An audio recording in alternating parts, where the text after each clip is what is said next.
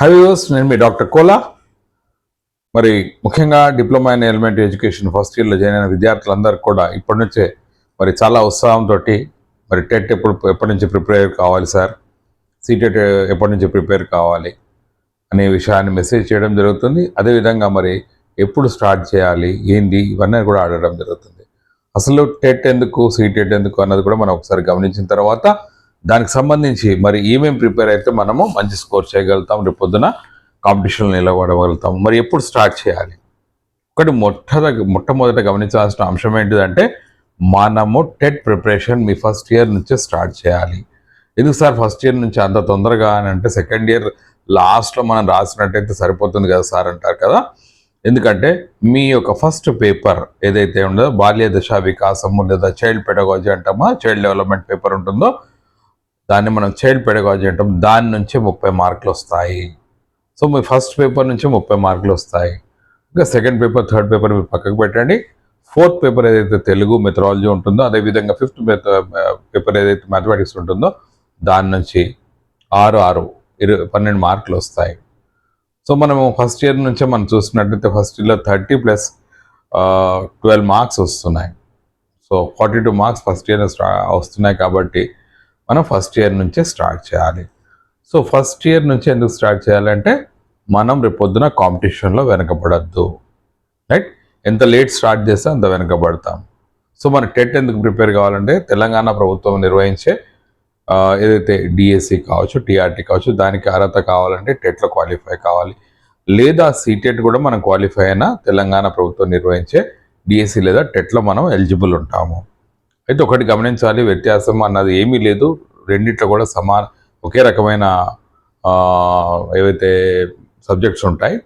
ఒకటి గమనించాలి ఏంటంటే టెట్ క్వాలిఫై అయితే కేంద్రీయ ఓన్లీ స్టేట్ గవర్నమెంట్ టీఆర్టీకి ఎలిజిబుల్ అవుతాం. సీటెట్ క్వాలిఫై అయితే మనము టెట్కు యాజ్ వెల్ యాజ్ కేంద్రీయ తెలంగాణ టీఆర్టీకు యాజ్ వెల్ యాజ్ మనం కేంద్రీయ విద్యాలయ సంస్థలకు కూడా క్వాలిఫై అవుతాం. సో టెట్లో వచ్చేసి మనం చూసినట్టయితే తెలంగాణకు సంబంధించిన టెట్లో అయితే 60 మార్కులు, ఎస్సీ ఎస్టీకి, బీసీకి 75 మరియు ఓసీకి 90 మార్కులు అవసరం ఉంటుంది క్వాలిఫైకి, 150కి. అదే మనం సీటెట్ తీసుకున్నట్టయితే బీసీ, ఎస్సీ ఎస్టీ అభ్యర్థులకు 82 మార్కులు క్వాలిఫై కావడానికి, అదేవిధంగా ఓసీలకు 90 మార్క్స్ కావాలి. సో మనం తీసుకున్నట్టయితే ఎవరైతే టెట్ ప్రిపేర్ కావాలనుకుంటున్నారో ఫస్ట్ ఇయర్ అభ్యర్థులు, మరి ఫస్ట్ పేపర్లో ఏ సబ్జెక్ట్స్ ఉంటాయి? ఫస్ట్ మనం తీసుకున్నట్టయితే చైల్డ్ పెడగాలజీ, తర్వాత వచ్చేసి English, Telugu, maths and EVS. ఈ 4 సబ్జెక్టులు చైల్డ్ పెడగాలజీ కాకుండా ఈ 4 సబ్జెక్టులకు సంబంధించి మీరు బోధనా పద్ధతులు చదువుతారు, అంటే మెథడ్స్ ఆఫ్ టీచింగ్ చదువుతారు. Methods of teaching Telugu, methods of teaching mathematics, methods of teaching English and methods of teaching EVS. So మనం ఇక్కడ గమనించాల్సిన అంశం ఏంటిదంటే మీ పేపర్ 1 ఏదైతే ఉంటుందో ఫస్ట్ ఇయర్లో శివభాగము అంటే మెయిన్ రోల్ ప్లే చేస్తుంది మీ సీటెట్ క్వాలిఫైయింగ్లో, స్కోరింగ్లో. 30 మార్క్స్ సీటెట్లో లేదా టెట్లో child pedagogy first paper in diploma in elementary education ద్వారా మనకు లాభం అవుతుంది. మనం తీసుకున్నట్టయితే రెండవది వచ్చేసి తెలుగు కంటెంట్ 24 మార్కులు ఉంటాయి. కంటెంట్ ఎక్కడి నుంచి చదవాలంటే ఫస్ట్ 5th టెక్స్ట్ బుక్స్ ఏవైతే స్కూల్ ఎడ్యుకేషన్ ఉంటుందో అడిషనల్లీ 6 to 8 కూడా చదివినట్టయితే మనకి 24 మార్కులకు తెలుగు కంటెంట్ ఉంటుంది. తర్వాత 6 మార్కులు వచ్చేసి మెథడాలజీ ఉంటుంది. అదేవిధంగా ఇంగ్లీష్ కూడా వచ్చేసి కంటెంట్ ఫస్ట్ 5th + 6 to 8 మనం చదివినట్టయితే 24 మార్కులు ఇంగ్లీష్ కంటెంట్. అదేవిధంగా మరి మెథడాలజీ వచ్చేసి 6 మార్కులు. అంటే మనం చూసాం ఇప్పటివరకు చైల్డ్ పెడగాలజీ 30 మార్కులు, తెలుగుకు 30 మార్కులు, అంటే content plus methodology 24 + 6, English content 24 + 6 methodology, right? అదేవిధంగా మ్యాథ్స్కి వచ్చి సేమ్ అండ్ ఈవీఎస్కి వచ్చేసి కూడా సేమ్. ఫస్ట్ 5th మనము ఏం చదవాలి, ఏదైతే మన తెలంగాణ స్టేట్ గవర్నమెంట్ యొక్క టెక్స్ట్ బుక్స్ ఉన్నాయో అవి చదివినట్టే. అదేవిధంగా 6 to 8 యాడ్ చేసుకోవాలి. ప్లస్ మెథడాలజీ ఏదైతే ఉంటుందో మ్యాథమెటిక్స్ మెథడాలజీ, అదేవిధంగా ఈవీఎస్ మెథడాలజీ చదవాలి. అయితే ఒకటి గమనించాలి, మనం చైల్డ్ పెడగాలజీకి సంబంధించి మ్యాక్సిమం కాన్సన్ట్రేషన్ చేయాలి. ఎందుకంటే ఇందులో థియరీస్ ఉంటాయి. అదేవిధంగా మనం చూసినట్టయితే పరీక్ష పేపర్ చూసినట్టయితే అది టెట్ కావచ్చు, సీటెట్ కావచ్చు. అప్లికేషన్ పాయింట్ ఆఫ్ వ్యూ కూడా అడగవచ్చు. సో మరి ఫస్ట్ ఇయర్ నుంచే ఏదైతే ఫస్ట్ పేపర్ ఉంటుందో దాని మీద ఒక అవగాహనతో కాన్సెప్షువల్ లెర్నింగ్ అంటే కాన్సెప్ట్స్ని అర్థం చేసుకోవడానికి ప్రయత్నం చేయండి, రైట్. అదేవిధంగా ఏదైతే నేను కంటెంట్స్ సంబంధించి Telugu, English, EVS and mathematics అన్నానో ఫస్ట్ మీరు మరి ఫస్ట్ ఇయర్ని ఈ బుక్స్ కలెక్ట్ చేసి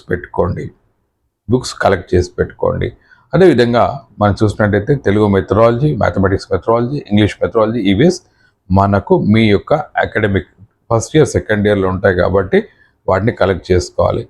సో కలెక్ట్ చేసుకోవడం కాదు, మరి ఫస్ట్ ఇయర్ నుంచే ఈ 5 సబ్జెక్టులో ప్రతి దానికి కూడా పాయింట్ టు పాయింట్ నోట్స్ రాసుకోవాలి. అయితే దీనికి సంబంధించి ఒక అంశం ముఖ్యంగా ఏంటిదంటే తెలంగాణ ప్రభుత్వ ఆధ్వర్యంలో వెలువడుతున్న ఏవైతే టెక్స్ట్ బుక్స్ ఉంటాయో school text books first to 5th, ఒకవేళ అడిషనల్ కావాలంటే 6th to 8th తీసుకున్నా పర్వాలేదు. అవి అదేవిధంగా మిగతాది చైల్డ్ పెడగాజికి సంబంధించి అంటే ఫస్ట్ పేపర్ సంబంధించి అది ఫస్ట్ పేపర్ మీద ఏదైతే మీ డిప్లొమా ఇన్ ఎలిమెంటరీ ఎడ్యుకేషన్లో ఉందో అది ప్లస్ మెథడాలజీకి సంబంధింంచి ఈ 4 కూడా మరి తెలుగు అకాడమీ బుక్స్ యూజ్ చేసినట్టయితే బాగుంటుంది.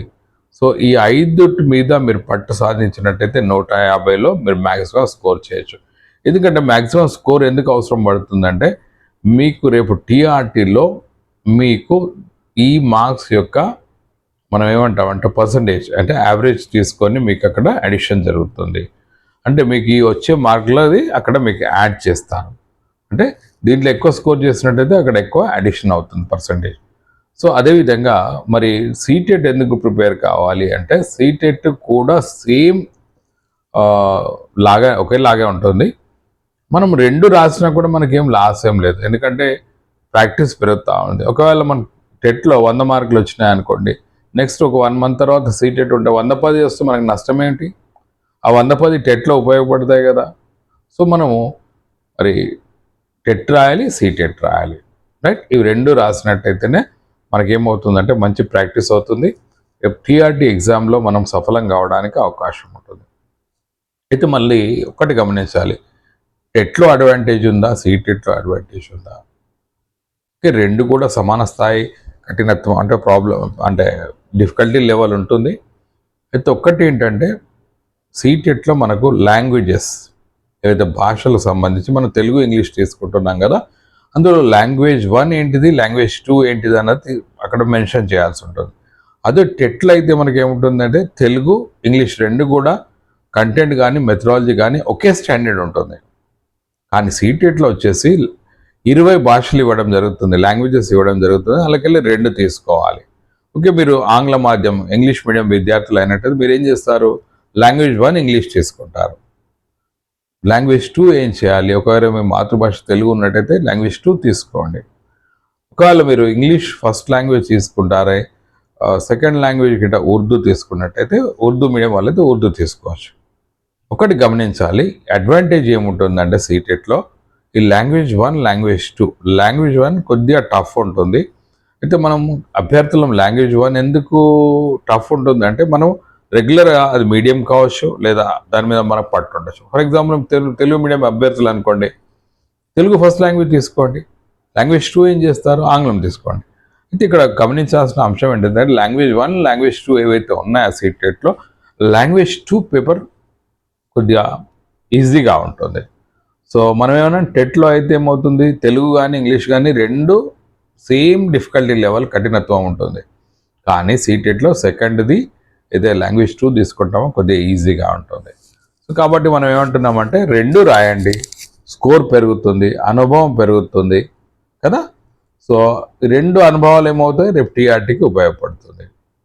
సో మనం ఒకటి గమనించాలి, ఈ వీడియోలో మనం ఏం చేస్తామంటే ఎప్పుడు స్టార్ట్ చేయాలి, ఇమ్మీడియట్గా స్టార్ట్ చేయాలి, ఏమేమి కలెక్షన్ చేసి పెట్టుకోవాలి, ఏ బుక్స్ దగ్గర పెట్టుకోవాలి, వాటి నోట్స్ తయారు చేసుకొని మనము రిపిటేషన్ అంటే రిక్యాప్చులేషన్ చేసుకోవాలి, రోజు మననం చేసుకోవాలి. ఎందుకంటే టెట్, సీటెట్ మళ్ళీ టీఆర్టీ అంటే ఒక పెద్ద యజ్ఞం.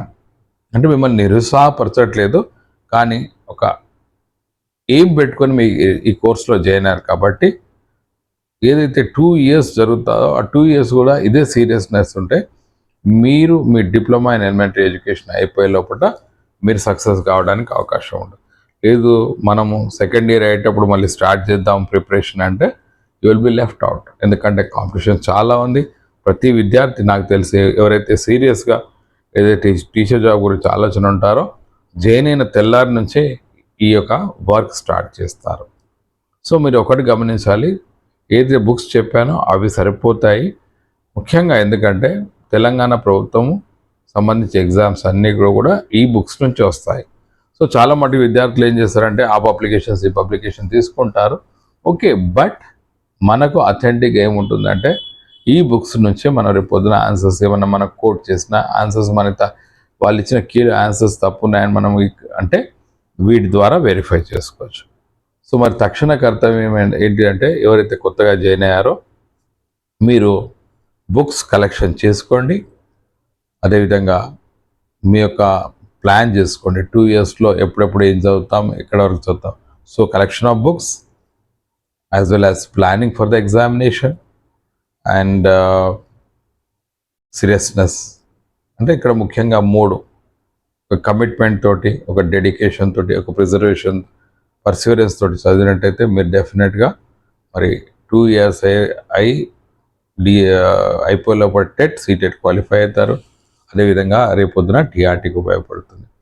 సో కాబట్టి 2 ఎగ్జామ్స్ ప్రయత్నం చేయండి. చాలాసార్లు విద్యార్థులు మనం చెప్తున్నాం సీటెట్ ప్రిపేర్ కాండి అంటే సార్ అది ఇంగ్లీష్లో ఉంటుంది సార్ అది అని ఆప్ట్ చేయట్లేదు.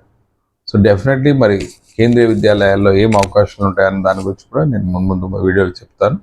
సో కాబట్టి ఎవరైతే డీసెట్ ద్వారా మొన్ననే జాయిన్ అయ్యారో ప్రతి ఒక్క ఆస్పిరెంట్ కూడా start your preparation. Because the more late you do, the more beyond you will be left out. So the more there is a saying in English, but if you start, how work is done అంటే మొదలు పెడితే సగం పని అయిపోయినట్టే, కానీ మొదలు పెట్టడంలోనే మనం కొద్దిగా లేట్ చేస్తాం. మరి మీ అందరికి కూడా ఎంతో ఉత్సాహంతో, ఎన్నో ఆలోచనతో, ఎన్నో ఆశయాలతో కోర్సులో జాయిన్ అయ్యాను కాబట్టి మరి ప్రిపరేషన్ స్టార్ట్ చేస్తారు. ముందు మీకు కావాల్సిన గైడెన్స్ నేను ఇవ్వడానికి రెడీగా మెసేజ్ చేయండి. Definitely I will be giving that. So hope that మరి మీరందరికి కూడా ఒకసారి ఈ వీడియో చూసిన తర్వాత ప్రిపరేషన్ స్టార్ట్ చేస్తారని ఆశిస్తూ hope that this will be useful for you. Thanking you. Signing off, Dr. Kola. Bye bye.